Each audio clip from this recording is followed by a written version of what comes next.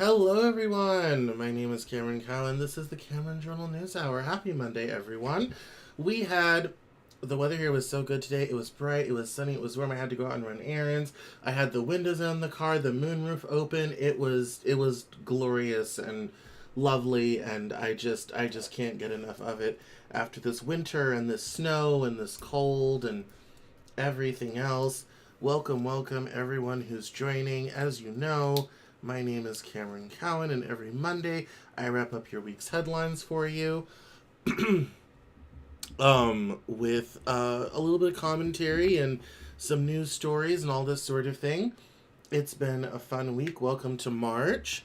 If you are not subscribed to my newsletter that goes out every Saturday, please go subscribe at CameronJournal.com. If you want to support me, the channel, the Cameron Journal, and great reporting, please make sure to head over to Cameron Journal/subscribe and sign up for Cameron Journal Plus. It's only $5. I don't really talk about it enough. I should talk about it more.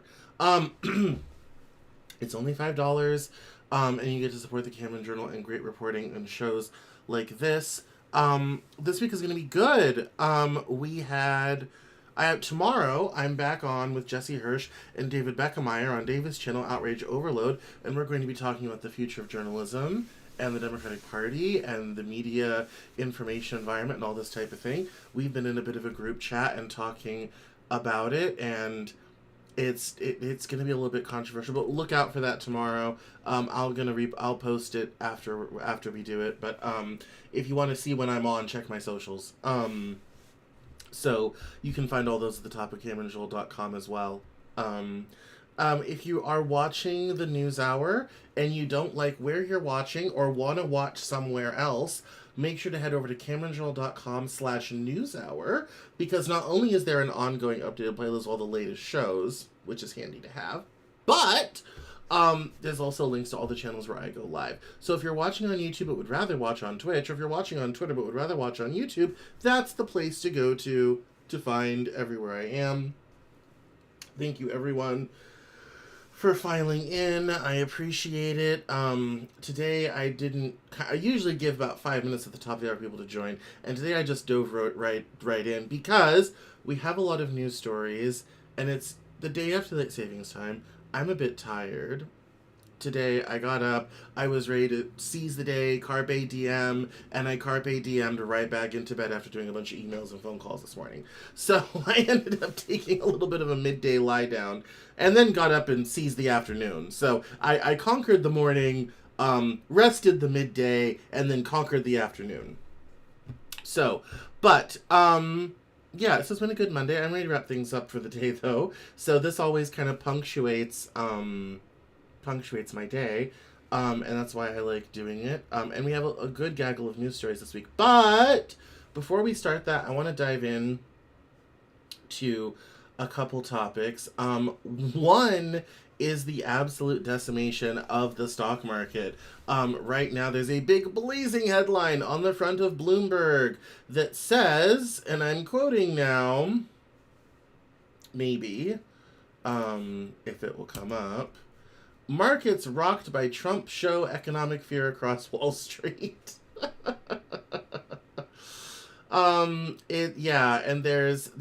Everything is down. The Nasdaq was down 4% today. S&P 500 was down 2.7% today.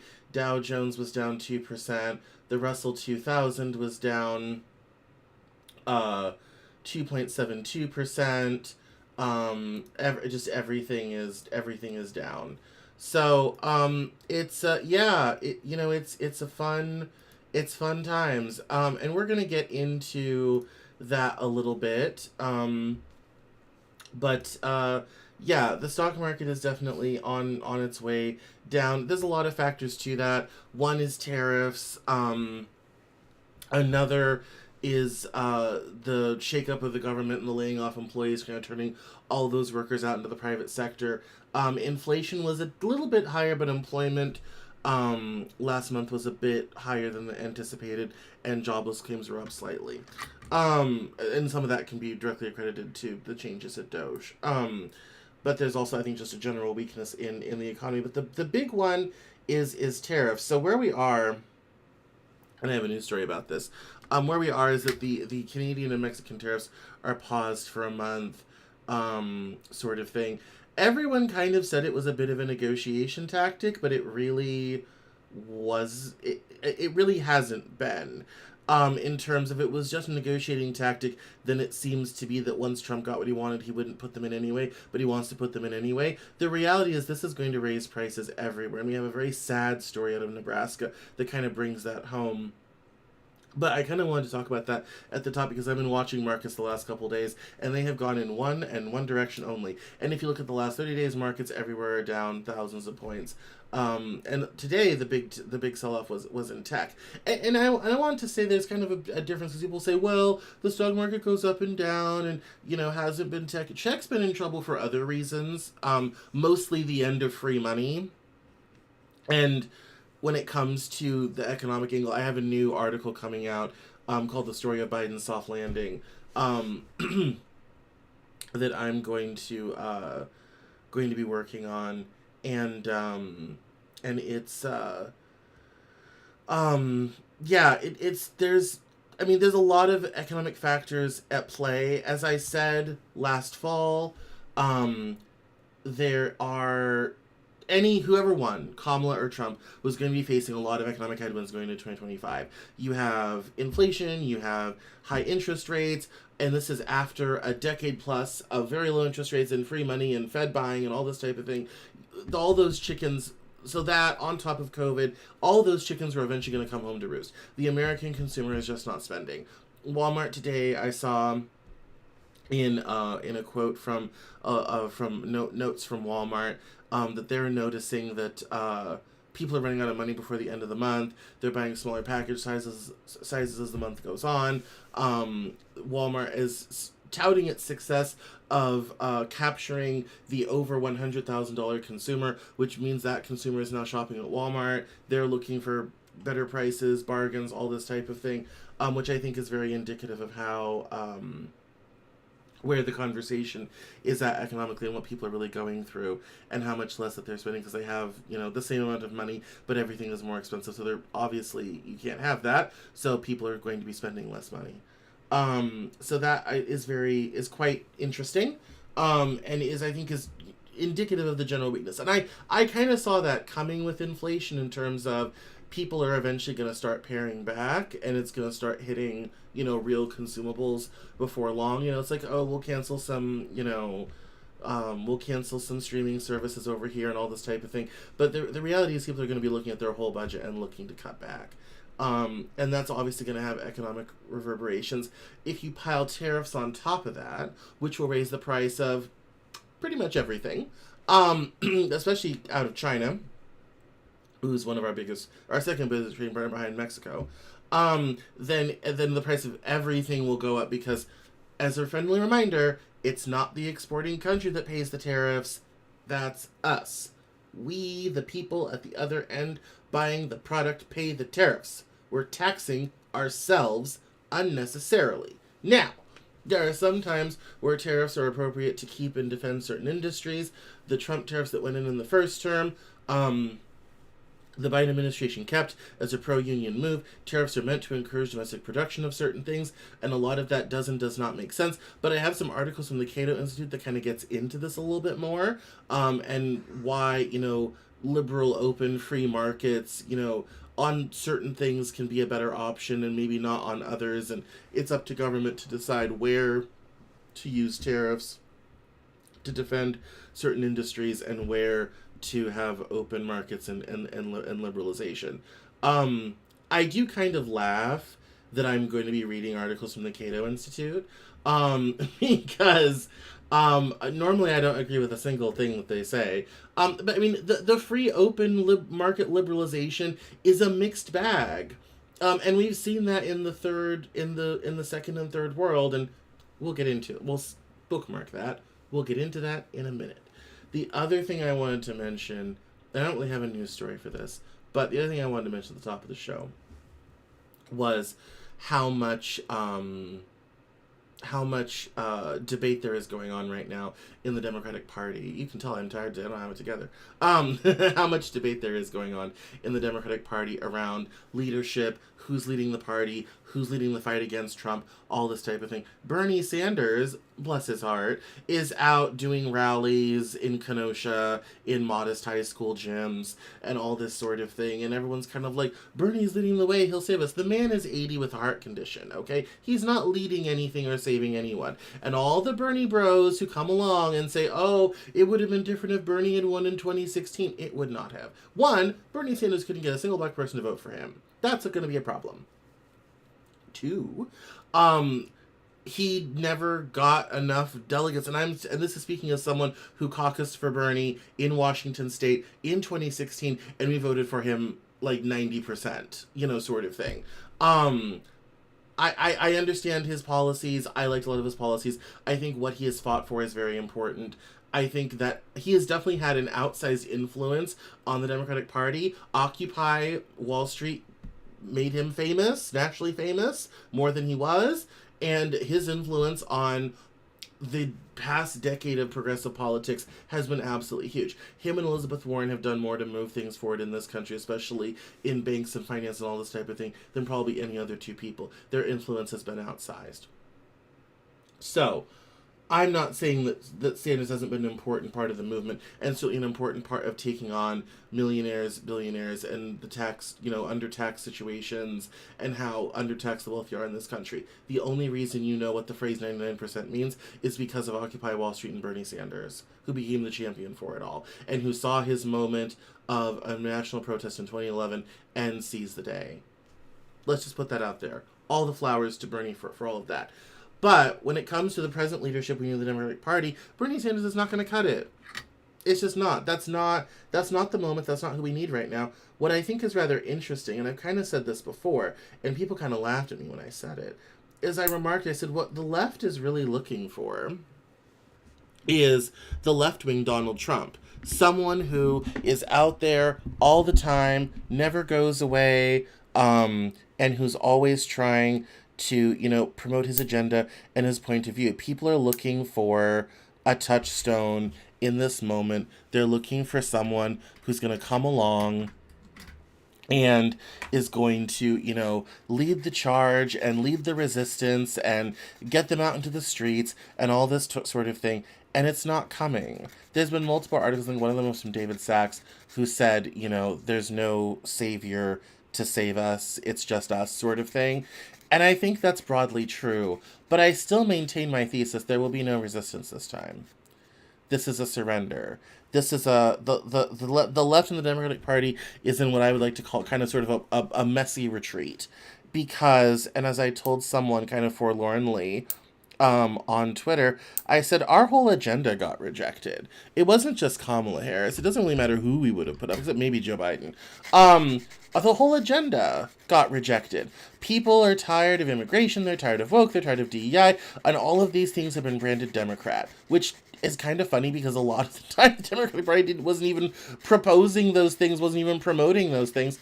But those all became a, part of the left brand and the Democratic brand, because, as I said last week, the Democrats are terrible at defining themselves in the marketplace, and if you don't do it, someone else will do it for you. And the Republicans are very good at defining themselves in the marketplace, and they are very good at defining Democrats too. And that is not just a messaging problem, it's also a philosophy problem. And so you've ended up in this terrible situation where people are looking, they want someone out there. They want someone to lead the resistance and to sort of be out there and in charge. And it's not going to happen. It's not going to happen. Bernie is not the answer. And I think the sooner people get used to that idea, the better off we'll be. I think the regrettable part is it's going to take a long time. We're early days. It's only March. It's going to take a long time, I think, for the surrender portion to finish, a new message, agenda to form, and then to get back out there again. But I also think that's going to involve dumping a lot of the most problematic issues, and a lot of that is going to be stuff to do with minorities. And trans people especially are going overboard. They've already been put overboard. Any other pesky social issue that's deemed an electoral loser is also going overboard. So, I mean, beyond maybe wealth inequality, the entire Democratic agenda for the last decade is going overboard. I'm not happy about that. I thought we were making progress on things like systemic racism and understanding that, when you have systemic racism, you end up with wealth inequality, you end up with all these other problems. That's all going out the window. And and it also gets it, and there's also interplays of white racial consciousness and nationalism and isolationism and all this type of thing that are all in play. And we're seeing a big shakeup pretty much everywhere, which is what Trump promised. How much of it will actually stick remains to be seen, but it's a big shakeup. So, with all of that being said, glasses on, let's take to the headlines. All right, here we go, and switch, and there we are. So the first story I want to kind of dive into is this story from The Nation that I actually wasn't planning on doing, and I found right beforehand, because I did all my prep in the morning, before my midday nap. And it was why Democrats are losing my generation, i.e. Gen Z. And hint, it's not because they didn't go on Joe Rogan. And the part that I found kind of most interesting, so the thesis of this article is, you had, in the after the 1972 political realignment, where Democrats were the party of civil rights and black people and all this sort of thing, Democrats tended to have this brand of they had, the youth vote, and that gave people long-term hope. But as this article points out, that was only kind of sort of true a little bit in the 70s and 80s, but never really was true. And then this part was kind of what's very interesting. And it says here, so let's look at the most recent time Democrats surged among the youth. What caused 2000-era Democrats to lock down young voters in the first place? It's a relatively simple answer. George W. Bush. True. Although Bush, as stated before, performed relatively strongly with young voters in 2000, voters under 30 ended up being made the sole age group he outright lost in his narrow re-election victory 4 years later. Notably, this was not because John Kerry pulled off some kind of ingenious proto-Joe Rogan new media strategy to win them over. In fact, young voters actually found Bush more personally likable than Kerry. What turned them off from Bush was his actual record, especially on the economy. Although there was no shortage of discontent about the Iraq War and the prospect of a potential draft, the voting youth in 2004 cared first and foremost about their wallets, and they broadly saw their job opportunities as mediocre to bad, and it would get worse. This led them to be anti-Bush in a way that other generations simply were not, and it began a long trend of liberal strength among those under 30. It would only be in 2008, however, when the bottom truly fell out for Republicans in the youth vote. Obama won young voters in a complete landslide, and he did so for reasons beyond his off-cited youth and innovative campaign tactics. Although Obama was more effective at reaching young voters than McCain, he also benefited from the fact that the cohort had become significantly more left-leaning than practically any other age group over the course of the Bush administration. After 8 years of failure and amid the biggest recession in 80 years, they had become extraordinarily supportive of the government intervention in the economy, nearly unanimously opposed to the Iraq War, and were far more likely to describe themselves as liberal than any of the generations before them. That's us, we millennials. In addition to all of this, they were also the most diverse age cohort by far, the fact of which made them naturally favorable to an Obama campaign that did extraordinarily well among black and Latino voters. All of these factors would stick over the next 4 years of Obama's presidency, allowing him to once again decisively carry the youth vote in 2012, albeit by a reduced margin. As in 2008, the new class of youth voters in 2012 held attitudes that were significantly to the left of the rest of the population.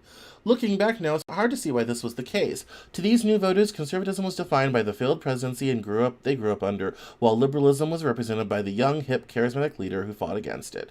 Economically, the challenges faced in a high unemployment post-recession job market naturally oriented them towards liberal policies. Culturally, their values of acceptance put them at odds with the socially conservative GOP. Their experience watching repeated foreign policy catastrophes made them more skeptical of hawkish Republican positions than their elders. Had Democrat elites chosen to meet this class of voters where they were, they might have had a much easier time dominating the youth vote for years to come. But Democrats didn't meet these voters where they were. Instead, they went backward from Obama by rallying behind the more centrist, establishment-oriented Hillary Clinton. This move sent young Democrats, who at this point represented young voters more broadly, rallying strongly in the primary behind self-declared socialist Bernie Sanders, whose focus on economic issues matched their concerns far more closely than Clinton's potpourri of hawkishness and cynically deployed identity politics. Although Clinton and her campaign worked relentlessly to outflank Sanders on cultural issues, her efforts hardly made a dent in the support among his pocketbook-focused youth base. youth base. Had Clinton gone on to significantly regress with young voters in the general election afterwards, there would have been an obvious explanation as to why. While Obama and Sanders represented a new politics of outsider energy and economic liberalism, it could have been said Clinton didn't, and young voters rejected her because of it. But in the end, she didn't. Even after her failure to win over young voters in the primary, and even as she shed support from countless traditionally Democratic areas, Clinton still handily defeated Trump among young voters in 2016. 4 years later, an even older Biden would do the same, also handily winning young voters in the general election after also losing them by dramatic margins to Sanders in his primary. Clearly, a great number of youth voters were able to hold their noses and vote for an establishment Democrat they did not necessarily like when Trump was the alternative. Why did things change so dramatically in 2024? The reason is that the failures of the Biden era changed everything. To understand how, put your perspective in put yourself in the perspective of a voter of my age, i.e., someone born in the early 2000s. When we grew up, the Democratic Party was defined by a charismatic leader who oversaw a growing economy and ended his term with strong approval ratings. When we came of age, we came to know a Republican Party defined by an unpopular, flailing Trump, whose weak leadership defined the most traumatic period of our lives, the pandemic. We had never known a popular Republican president or an unpopular Democratic one. When Biden's administration burst into flames, it marked the first time since Jimmy Carter that voters our age came to know Democrats through an administration under which their standard of living declined, and the retrospective evaluations of Trump's first term turned positive. It marked the first time since Reagan that young voters could look back on a Republican administration they knew wasn't objectively hated. The dynamic that had dominated the way people our age understood politics for 20 years had been completely reversed for us. Operating with the limited frame of reference available to us, we then swung strongly towards the same exact candidate that people our age rejected decisively in the prior two elections. What can be done about this? Did Biden's failures poison the will for his party among Gen Z in the same way Bush's failures did for Republicans with millennials? History indicates that there's a chance that it could, as millennials were far from the only generation to have their lifetime views shaped by politicians they grew up under. As the New York Times reported in a fascinating 2014 study about the influence that someone's birth year has on their politics, there's almost a century of data showing that political sentiment is profoundly influenced by first impressions. According to the study, most voters who were born in 1941 came of age under the popular President Eisenhower gained lifelong pro-Republican views. Those born in 1951, meanwhile, were substantially more liberal throughout their lifetimes as a result of the combined unpopularity of the Vietnam War and Richard Nixon. These trends only continued in future decades. From the Gen Xers who grew up under Reagan having Republican leanings all the way to our aforementioned Bush-scarred left-leaning millennials, it is in the worst-case scenario for liberals, Biden could have had the same kind of long-term impact on Gen Z that past unpopular presidents have had on the young voters who saw them fail, turning our age cohort into relative conservatives for decades to come. And given given what we're talking about with leadership in the party and we need a new media environment and disinformation and misinformation, I found this refreshing because it was like, no, it's actually not that complicated. It's just for, Gen Z, it was the pandemic, it was mass, it was lockdown, it was inflation and a difficult economic environment. And when you come up under that, it does not give you a favorable impression of the party in power, oftentimes for a long time, because it has a profound effect on getting your own start in life. For a lot of Gen Z kids, their first, second, year of college was completely messed up by COVID, and some people, some would argue we have not yet recovered from COVID, and to be a young person during that time would be incredibly difficult. Not only with and then you pile on inflation and job prospects and how the economy has changed and all this type of thing. What a mess. It makes sense. I mean, do I love it? No, but does it make sense? Yes. And I think this provides some perspective that, it's just it's a sign of the time. Bearing in mind, Kamala Harris did not lose young people. Trump did much better than he did in 2020 or 2016. But she did narrowly win them, but it was not as big as Democrats would have thought. And I think this idea that, no, Democrats have been able to take advantage of the youth vote in the last 20 years because Bush was so unpopular that many millennials refused to vote for a Republican, and that may be true for a certain cohort of Gen Z as well, and that may be an overall trend going forward. I thought this was a very sane, grounded idea from someone on the front lines who gets it and is writing about it. I like it. It gives some very necessary perspective. So I always love The Nation, even though I'm still bitter about the fact that when I submitted an article to them in 2007, they said, "We love your writing, but we don't know what to do with you, and we can't publish it." But we love The Nation all the same, and this was an insightful article. Excellent job, Mr. Cohen. Now, I want to move on to this story because before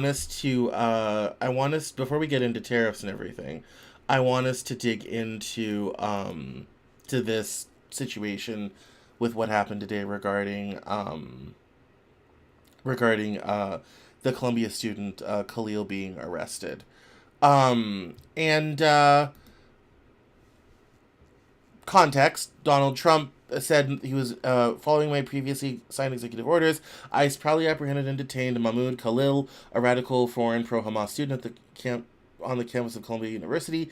This is the first arrest of many to come. We know there are more students at Columbia and other universities across the country who have engaged in pro-terrorist, anti-Semitic, anti-American activity, and the Trump administration will not tolerate it. Many are not students, they are paid agitators. We will find, apprehend, and deport these terrorist sympathizers from our country, never to return again. If you support terrorism, including the slaughtering of innocent men, women, and children, your presence is contrary to our national and foreign policy interests, and you are not welcome here. We expect every one of America's colleges and universities to comply. Thank you. This person, Mr. Kestenbaum, said, "Please explain like I'm for. I've been a loyal Democrat my whole life. I have knocked on doors for Barack Obama when I was 9 and attended the DNC and supported Bernie at 17. Why couldn't my party stick up for Jewish students? We asked Biden and Kamala, they refused." And I didn't reply to this thread, although I probably should. There's only one good reply, and that's this one. And it says, because it's against the Constitution to stick up for one group of people at the detriment of another just because they hold different views. It violates the First Amendment. Trump is just bought by Israel more so than other politicians, so he has to do it. And no one in America will do anything about it because American politicians work for Israel. That's not entirely true, but I like the vibe. Everything else is they hate Jews, they hate Israel. Dems have sold their soul to the woke anti-Semitic left. Everyone is, there because they're anti-Semitic, mass off. Everything else is just, oh, well, the Democrats are anti-Semitic. This already happened in Britain with the Labour Party. This whole charges of anti-Semitism already sort of, rocked the Labour Party sort of thing. And it got rid of Jeremy Corbyn, but it didn't do much else because it's simply not true. And my response to Mr. Kestenbaum would kind of be as follows. Yes, Mahmoud Khalil is an Arab person who was here. He's a green card holder. And he was leading the protests that students at Columbia were having against what they view as the Israeli genocide against Palestinians. I think there would be a lot fewer issues if Israel was not indiscriminately bombing schools and hospitals, because that's quote-unquote where Hamas is. I think there would be fewer issues if the American government was not giving Israel billions of dollars and tons of weapons to do the job. No one's saying Israel shouldn't be able to defend itself. If Iran fires a missile, shoot them down. That's what the Iron Dome is for. And Iran did that, and they did. I have no problem with them rooting out Hamas and Hezbollah. And I think a lot of those student protesters don't either. No one's sad to see Hamas and Hezbollah gotten rid of, okay? They're both terrible organizations, funded by drug money, state-sponsored in the case of Hezbollah. No one's sad to see them go. Obviously, the tragedy of October 7th was absolutely terrible. I mean, that footage of people at a music festival being shot by Hamas is haunting. And nobody wants that. Again, it's great to get rid of Hamas. The problem is, this war has gone way beyond fighting Hamas. There is no more Gaza. There isn't. It's flat. There's hardly a building standing in the place. And that's 1.2 million people dispossessed. Trump wants to basically remove all the Palestinians somewhere else. He's trying to get neighboring nations to take them, and Egypt nobody wants them. That's always been the problem. Nobody wants them. There have been Palestinians stuck in refugee camps in Jordan for decades that have nowhere to go. You have a history of increasing settlement in the West Bank, where the amount of land occupied by Palestinians is getting smaller and smaller, less and less. By the end of this, there will be no more Palestine-controlled areas. There won't be very many Palestinians left by the end of all of this. And I would say it was not the job of President Biden and Kamala Harris to stick up for Jewish students or tell other students it wasn't their right to protest against a terrible thing that's happening to people. I think one of the things that is very different that people do not understand is a lot of younger people have a very different view of the conflict in Israel and Palestine than older generations did. A lot of, if historically in this country, and this was true when I was growing up, it was pro-Israel and that was it. And if you were pro-Palestinian, it was kind of like, weird, what's wrong with you sort of thing. That has changed a lot, especially for students of color. Recently, and you've probably seen the clips on YouTube over the past week, I interviewed a woman named Dixie Ann Halaj, whose husband was part of the PLO and was a Palestinian. And she, in this book, uses her husband's writings to put together a book about being Palestinian, all this type of thing. She tells the story about how they were unable to go home. That's why I titled the episode "Unable to Go Home." And it's a quite difficult thing to be in your own country where you grew up on a visitor's visa because someone else says you can't be there anymore. That, I don't mean to pull this card, but that's what happened to Jewish people in Germany. Like, the mirrors of what has gone on is extremely disturbing and extremely unfair, and historically the advocates for the Palestinian cause have been few and far between or been very problematic. Again, am I excited about Hamas? Absolutely not. I'd love to see them destroyed. Good riddance. We do not need one more terrorist organization around here. But just because you're protesting on the side of real-life, everyday Palestinians, some of whom I've met, one of whom I've had on the show. There's a great interview from a woman who put together a book of poetry from Palestinian writers in Ramallah that was absolutely haunting and gorgeous, and I loved it, and I just want to go there. That is not the job of the government, first of all, to restrict someone's First Amendment rights. But second of all, it's not the job of Biden and Kamala to say, oh, please don't protest this terrible thing because Jewish students are made uncomfortable. And it wasn't good, some of the things the Palestinian protesters did against Jewish students, attacking them, blocking them from going to class. That wasn't great. But I will say, when it comes to college campus protests, you have to have a certain amount of willingness to go into the breach. When I was in college, and I told this story on Twitter over the weekend, when I was in college, every spring, there was a religious group that would come to our campus, and they would set up signs showing graphic pictures of abortions. I'm talking really dark stuff, very violent stuff, of how abortion is done, what it looks like, all this type of thing. We did not get them thrown off campus. The administration would not restrict them from being on campus. We protested, is what we did. We helped people get to class by not having to walk through those signs. We did what it took to get through that and made our voice and our opinion on that matter heard. That's how that should have gone down. Instead, it was these poor kids are, there's a protest happening and all this type of thing. And not that students should have been physically attacked. Not at all. Not that, students being, stopped from going to class was not good. And then that's part of the protest that I don't necessarily agree with, just to be clear. But expecting the government to come in and suppress a protest so another group of students who happen to share an ethnicity with the government doing something is absolutely nuts. And that's what I would tell to Mr. Kastenbaum.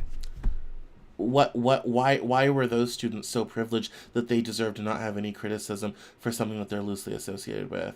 Or be shielded from any sort of discomfort because people are protesting about something that they happen to, again, be by accident of birth loosely affiliated with. And again, most of those protests had nothing to do with Jews as such. It had to do with the government of Israel. And as I have said before, and I will say it again and let no one mistake me on this, criticizing the government of Israel is not anti-Semitic. And criticizing any government for terrible violent actions against people is a good and moral and just thing to do. And the reality is Israel has been operating in apartheid in their country for quite some time. I talked about it long before this conflict started, and it's worth mentioning now. And I will criticize the government's actions. I will laud them when they do good. I will criticize them when they do bad. I don't care who runs the place. The fact that Jews happen to be in the government of Israel, is an accessory to the fact of the government of Israel is doing terrible and immoral things. And I would tell Mr. Kastenbaum, this is the situation. I'm sorry you made me feel uncomfortable. I'm sorry these protests are uncomfortable for you as a Jewish person. And I'm sorry you feel like it's the party's job to stand up for you. But I would say, you know what? For all those protests and all those votes, your party never abandoned you. It wasn't about protecting Jewish students. It wasn't about any of that. The reality is they called for a ceasefire, but the weapons kept flowing. The money kept flowing. Israel still got what it needed to defeat Hamas. This poor fellow, Mahmoud Khalil, is a political pawn. And he's kind of been disappeared because no one knows where he is right now. He was supposed to be at a facility in Elizabethtown, New Jersey, and no one knows where he is. Lawyers can't find him. His family can't find him. It's a terrible thing. That's worse. And that would be my response to him. And I wanted to bring this up because this is a very important headline kind of over the weekend and into today. And this post I found particularly beguiling. And so it's a very sad situation, but it's not the government's job to stop protests and stop freedom of speech so one group can feel better. And in that way, even though I don't agree with it entirely, Mr. Nolan's entirely right. And it has nothing to do with the anti-Semitism of the Democratic Party. If we were so anti-Semitic, why is Bernie Sanders still running around? A lot of influence for someone who's Jewish. Oh, let's move on. Let's get into... That's an economic story. What's this one? Oh, that's the Russian asset story. Let's do Russia first. Okay, so when it comes to the Russia narrative, so one of the things I noticed on social media over the last week is how the Russia narrative is kind of popping back up again. Let's shut that down, okay? People are saying that Trump has been a Russian asset for 40 years by the name of Krasnov. The evidence for that is pathetically bad. That's not a thing. And the reason I wanted to go through this thread was to kind of talk about what part Russia has had in Trump's political career and what it hasn't. And there's a lot of... this thread is kind of emblematic kind of the problem with the Russia narrative is over the last several years, there was all this whole big investigation into Russia, all this type of thing. And as it turns out, is Trump a Russian asset himself? No. Did Trump benefit from Russia's information campaign in 2016, 2020, and 2024? Absolutely. Russia's information campaign kind of works in both directions. They're all about kind of dividing American society. They're all about kind of pushing people away and farther apart to cause political discourse. But in this case, in 2016 especially, between the FSB and Cambridge Analytica, a lot of that was benefiting the Trump campaign in opposition to 8 years of Obama. It did not work as well in 2020, interestingly enough. But we know that the FSB does this because they do this in every election, particularly testing it out in Ukraine, but also in other former Soviets that Moscow wants to keep in its orbit. And so, kind of going through this thread, there's a lot of not great stuff in here, like Ivanka spinning in Putin's chair, who cares? Wendy Dang Murdoch hanging out with Ivanka and May Musk, no one cares. The money aspect of things is interesting because of what we know from Deutsche Bank. So, this is kind of interesting. But the sheer volume of Trump's financial entanglements with Russia also point towards the inescapable conclusion that Donald Trump has been, as Donald Jr. acknowledged publicly, financially dependent on Russia, and that in itself is a counterintelligence threat. True.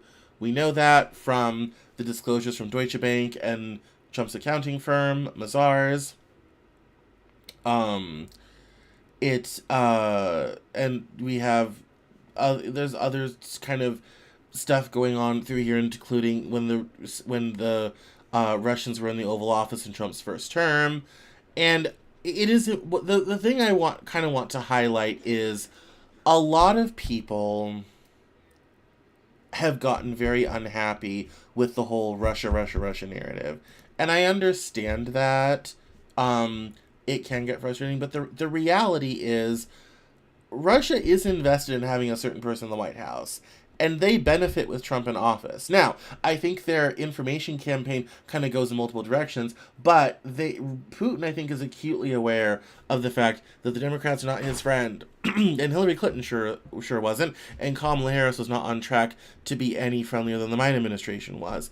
And I think for the purposes of winning in Ukraine, which Trump is giving Russia the world, when it comes to sanctions and economic help and all this sort of thing, it's been a mixed bag. Now, while Trump has pushed for a ceasefire in Ukraine, he's not lifted Russia's sanctions against Russians, although Putin's trying to push for that sort of thing. So Trump ends up with kind of this mixed bag where people say, oh, well, if he was such in the pocket of Russia, why are the sanctions still there? Well, let's also look at what else he's doing. He's also basically giving up Ukraine because he has paused aid, which will allow Russia to make tremendous progress in trying to annex as much of Ukraine as they can before the treaty negotiations start. We have the Marina Butina thing, which is very much was a thing, and she was deported, arrested and deported. It's the whole Trump Russia hooker P-tape thing that Adam Schiff was talking about. I don't really have much credence to all of that. That's whatever. But this thread kind of goes through the whole thing as it was. And the problem with the Russia narrative is there are parts of it that have some validity, and there's a lot of it that isn't. Like this one, for example. One example among many is the report's findings with regard to the relationship between Trump campaign manager Paul Manafort and Russian intelligence officer Konstantin Kilimnik. There were people around Trump that definitely had too many Russian ties. We know Trump has financial ties to Russia, and we know people around around Trump had financial ties to Russia, especially Roger Stone and Paul Manafort. And so this thread, honestly, of all the stuff they posted, there's probably a few things that are true, but I think as the war in Ukraine winds down, as we move through this presidency, you're going to hear this narrative more and more. And so if you're someone who's closed off to the Russian narrative, I would encourage you to kind of reopen your mind. If you are died in the Trump's a Russian asset sort of thing, I would encourage you to dial it back a little bit and let's live into what we have evidence for, what we can prove. The reality is Roger Stone and Paul Manafort went to prison for their ties to Russia. We know Trump has financial ties to Russia. We know the FSB helped Trump win in at least 2016 and possibly 2024.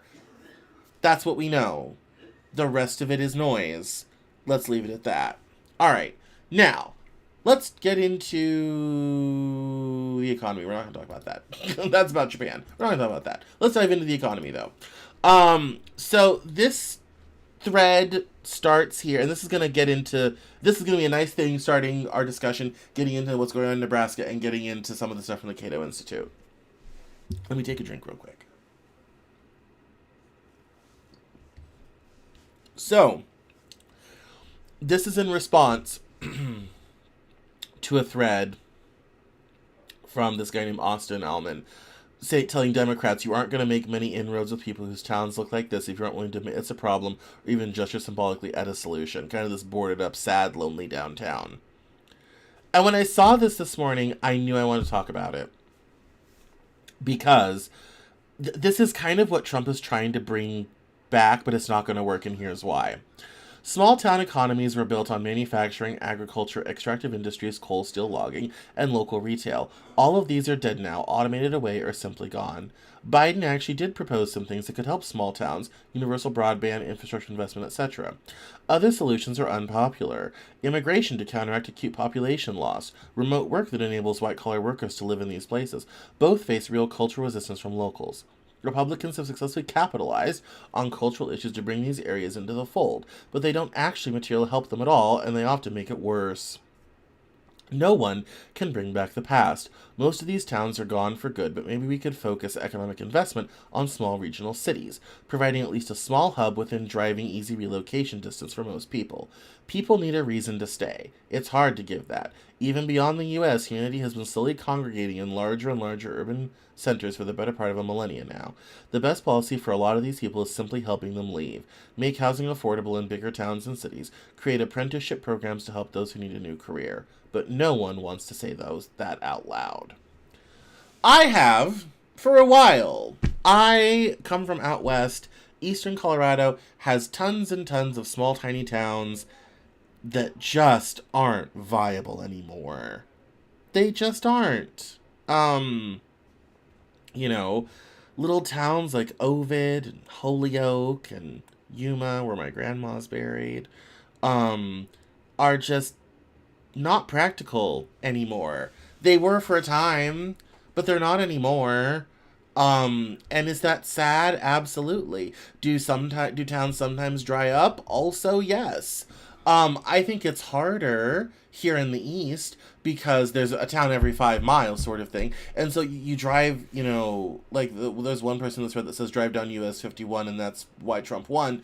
And I've driven through Western Pennsylvania. I've driven all around the East and it is really sad to, if you even drive through them, sometimes the interstate goes around them, stopping in these towns and it's kind of like all boarded up, a gas station, something else. It's kind of like, who lives here? Who'd want to stay here? What opportunity? Nothing. There's nothing. And it's, it's a difficult thing because this person is not wrong. And it's a very difficult thing to fix, and I don't think we can fix it. And I like this reply. What you're suggesting leads to an agglomerated economies, which increases living costs, and the amount of expansion to accommodate moving humans from rural areas to cities is limited by policies focused on hindering the spread of urban sprawl. Second, the people in those rural areas quite literally want opportunities for their town without changing the demographics of that town. They want to be revitalized, not replaced. Their goal isn't to make their town completely unrecognizable, even if it's good for the town. They distrust a lot of people who are trying to help because they are realizing most people don't see them as a people connected to a land who want their kids and their kids' kids to be raised in that same land. And this reply is correct. Yes, indeed, they want something that is impossible, cannot be done. And certainly a lot of urban policies around housing must also be reworked. No argument from me there. I think that last bit about people connected to a land who want their kids and their kids' kids to be raised in that same land, one of the biggest divides in, human society is the divide between the sort of cosmopolitan urban elite who's willing to move anywhere, relocate, pick up, not tied to a location, and people who are intimate, their identity is tied to a specific location on the planet. I remember when I first started playing Star Trek Online 6 years ago, I met this guy who, he lived in this small town, I want to say in Mississippi, I think, and his whole family lived there. He had always lived there. He wouldn't want to live anywhere else. He couldn't think about where else he would live. His whole life was just that place, that town, that space sort of thing. I mean, that's where he wanted to get married, have kids. And I don't think people realize how much, for most people, that's so much the case. They are intimately, really tied and wedded to, a certain piece of land on the planet, and it's very important to them not to leave that behind, because that's like leaving themselves behind. They want it to be back to the way it was, to have thriving businesses and thriving communities and places they can stay where they are. And I think the uncomfortable part, and we can talk about the hollowing out of the economy and the hollowing out of America and the industrial base and all this sort of thing, and we're going to talk a little bit about that with the Cato Institute here in a minute. But the reality is, in our modern globalized society, that's just not sustainable. That's not what they do in China. I mean, in China, that people are moving to cities in ever accelerated rates away from the rural areas. That's the world we live in now. And I don't know how you explain to people I'm sorry, your town doesn't make sense anymore. The reason for your town being here doesn't exist. The mine has closed. The factory has gone. The steel mill has closed up. It doesn't make sense for you to be here anymore. It's probably time to move to a bigger town, someplace else, and start over. That's a hard pill to swallow.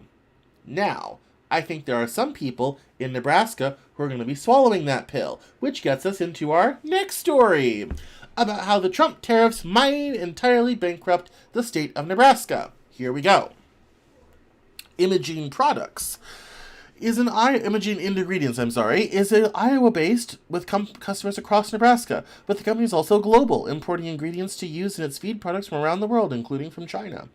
The recent Trump administration tariffs imposed on that country means that the animal feed company will now pay more for a feed additive for pigs and chickens, a product that can lead to healthier animals and savings for farmers. Speaking from his cell phone as he drove into Nebraska, Imaging Ingredients managing partner Paul Mitchell said the company and its supplier will absorb the increased costs as long as they can, but that will only work for a few months.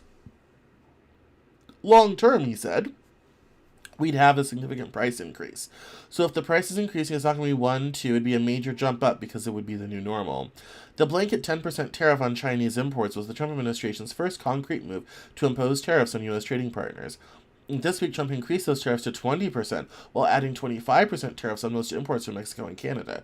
Canada, Mexico, and China responded by announcing their own tariffs, with China targeting agriculture, including 3 giant Nebraska exports: corn, cattle, and soybeans. Other planned Trump tariffs could soon affect the prices of steel, aluminum, lumber, and copper, and hit more countries that already have tariffs on U.S. goods. Trump has alleged that trading partners are ripping off the United States because they export more goods to the U.S. than they import. Supporters have also argued that tariff threats could reopen negotiations and lead to better terms for producers in the U.S. But new tariffs can also lead to retaliation, which can be directed at industries like agriculture. Farmers work inside a globalized economy, depending on things like fertilizer, energy, machinery, and irrigation equipment that could become more costly with tariffs. And those costs can filter down, said Nathan Bowen, a vice president for the Irrigation Association and Industry Group. Trump's proposed tariffs on steel and aluminum won't just harm manufacturers, he said. They'll also impact the people that purchase those products.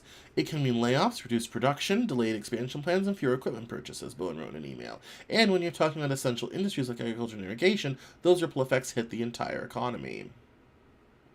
Tariffs are nothing new to the Trump administration.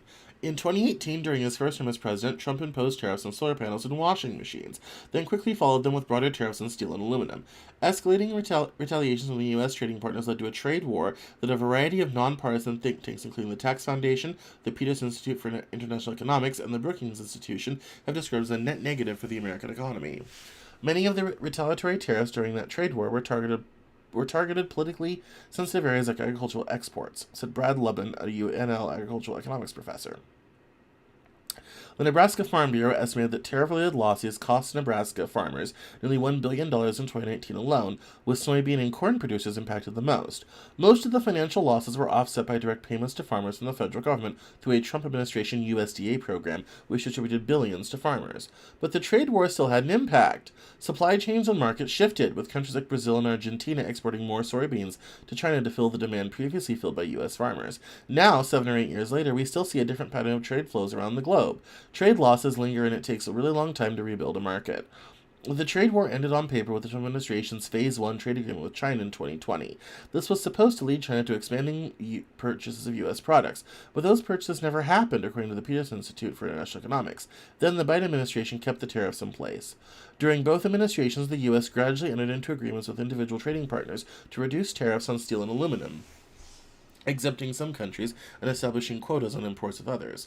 But this year, Trump announced that the 25% tariff on steel would return, and the tariff on aluminum would increase from 10% to 25%, scrapping previously negotiated agreements. These tariffs are scheduled to take effect on March 12th. Manufacturers familiar with the 2018 trade war know to expect higher prices if those tariffs return, and it's likely to matter in Nebraska. The Irrigation Association has major Nebraska center pivot manufacturers like Lindsay Corporation, Renke Manufacturing, and Valley Irrigation as members. Nathan Bowen said with the association said the immediate impact of these tariffs would be higher costs. All this combined is a perfect storm with less investment in efficiency and productivity and a direct hit to businesses that keep farms running and create jobs in our communities.